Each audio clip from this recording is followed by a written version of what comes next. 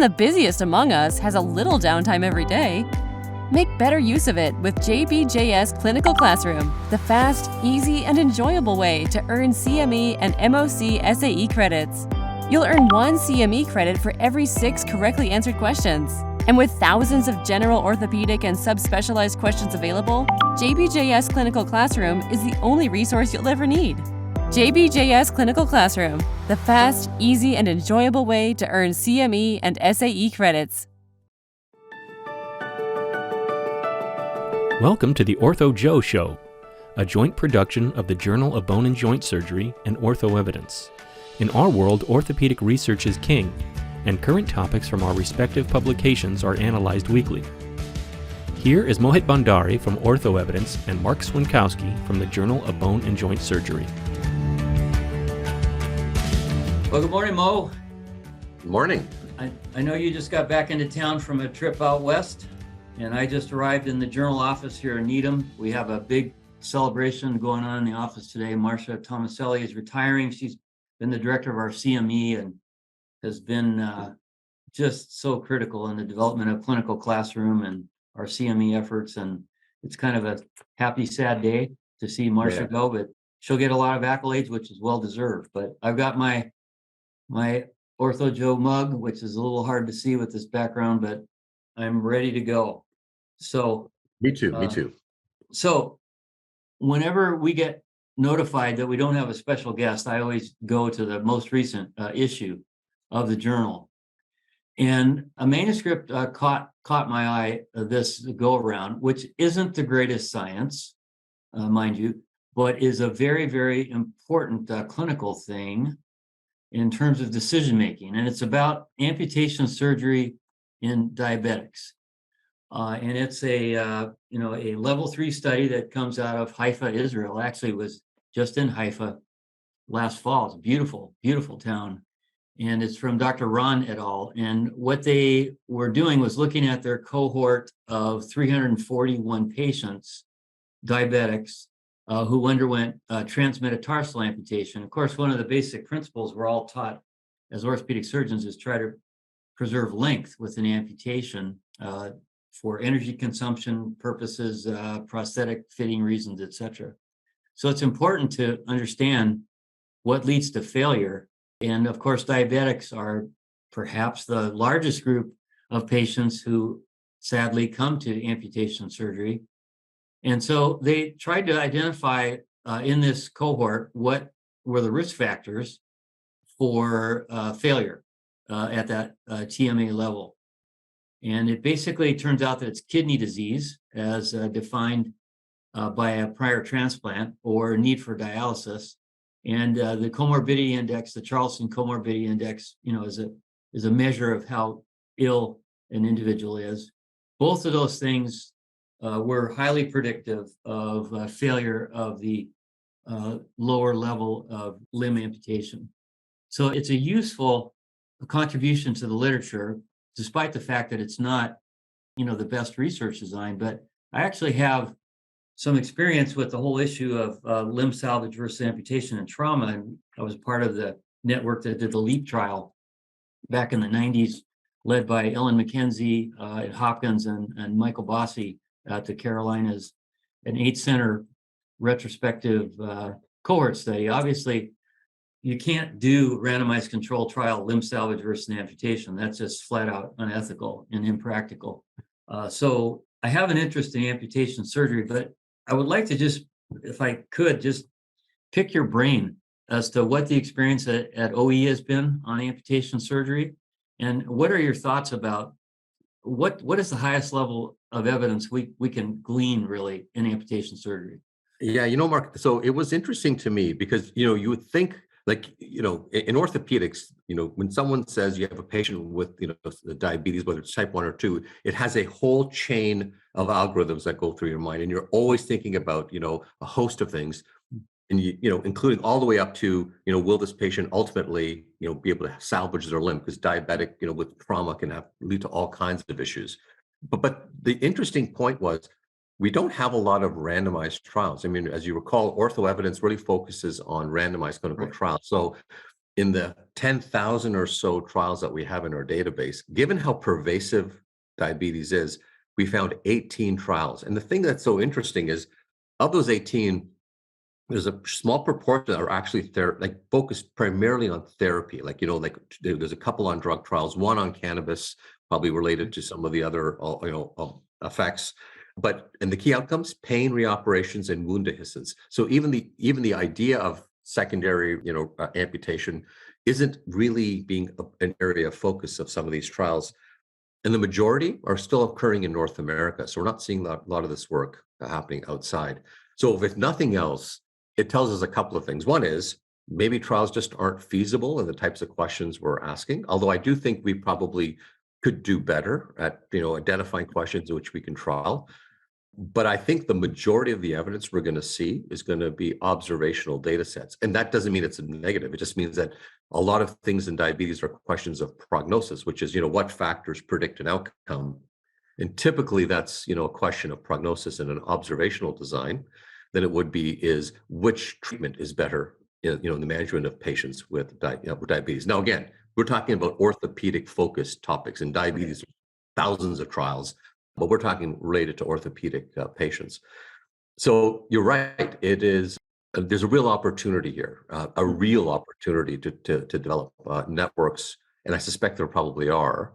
And it's also not that surprising that you're seeing studies in the 200 or 300 range. But you got to remember, there should be thousands and thousands of patients, right, available. If I could, I will tell you about one study we did find. Now, again, this was published, 15 some odd years ago, actually, but it was a therapeutic trial. And I guess we all know, right? For the most part, in our field, we have a pretty good sense that, it's about glycemic control. We keep, it's told to us, you need tight glycemic control, and that'll help with all the microvascular complications. But there was this whole train of thought that getting your lipid profile in check, getting your triglycerides in check is another less, again, this is some years ago, less focused on area. So there was trials that really focused on lipid lowering and triglyceride lowering medication. So there was one trial particularly that we found on fenofibrate, and it actually was a large study of 9,000 patients. There was an observational with type 2 diabetes.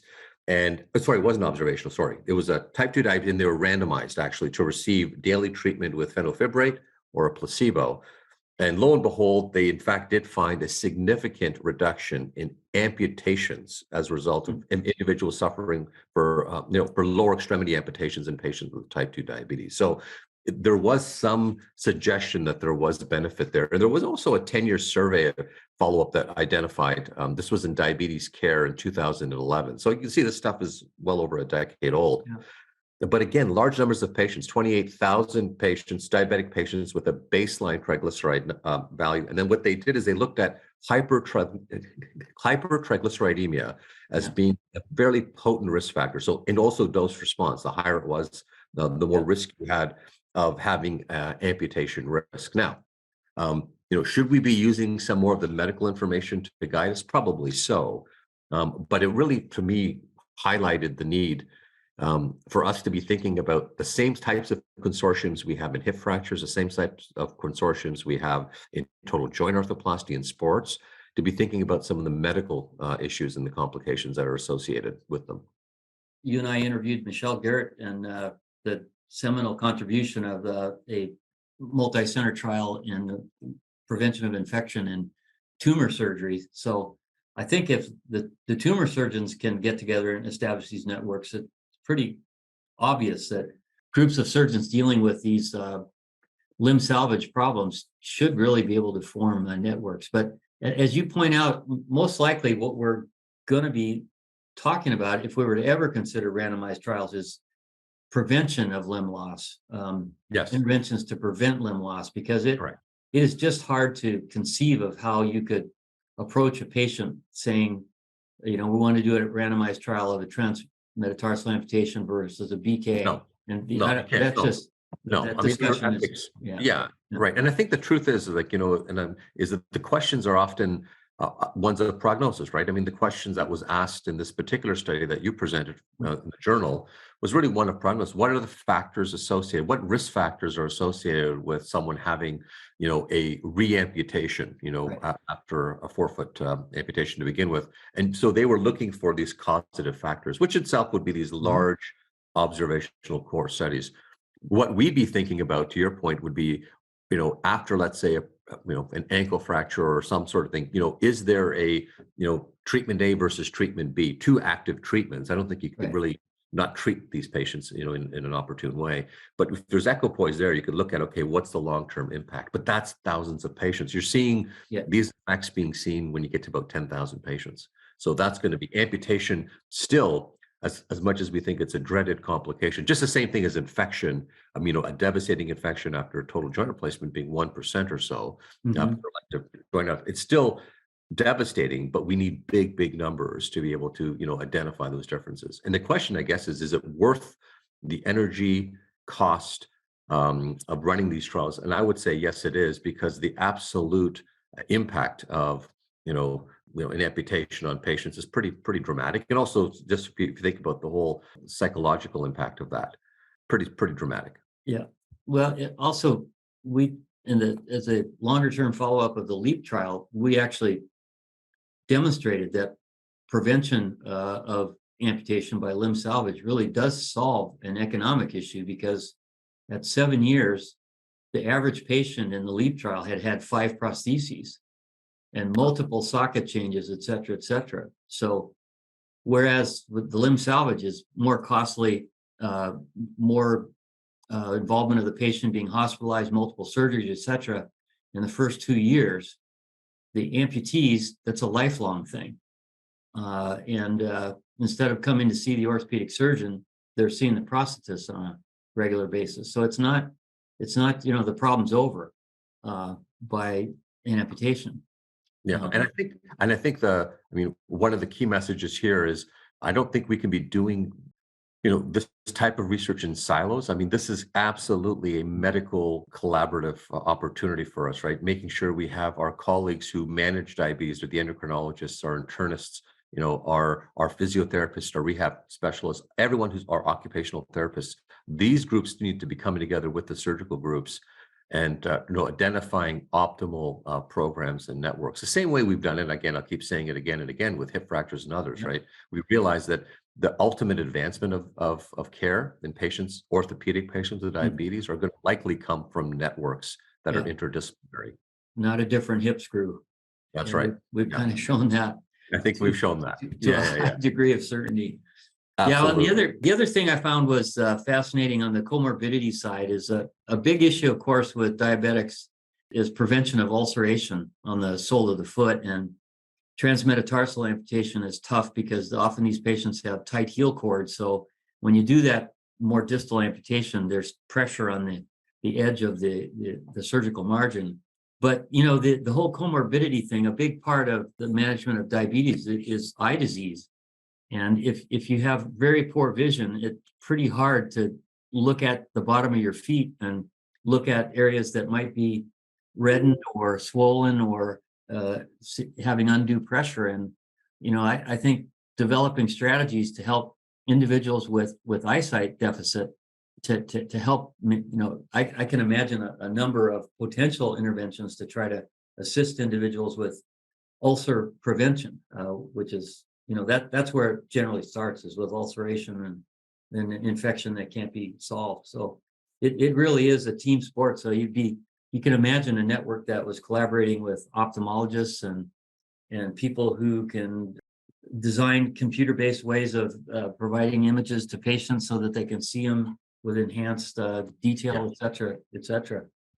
No, I think you're absolutely right. I fully agree with everything you've said. We need to be finding these strategies. And the truth is, like, as soon as you start looking into the medical literature, you start seeing massive numbers, and so then these networks of patients and groups exist. I think what we need to be doing in orthopedics is to be tapping into our local networks, right? So there'll be, if there is large, groups of endocrinologists or internists who are looking at this topic, it behooves us to be sort of connecting with them and trying to find out, how they're connected, where their sites are, how these trials are being run, and can we also find either primary, if we lead them, or secondary orthopedic questions that could become part and parcel of these very large programs for cost efficiency, but also to make sure we get data that's going to help us also manage orthopedic patients. Yeah.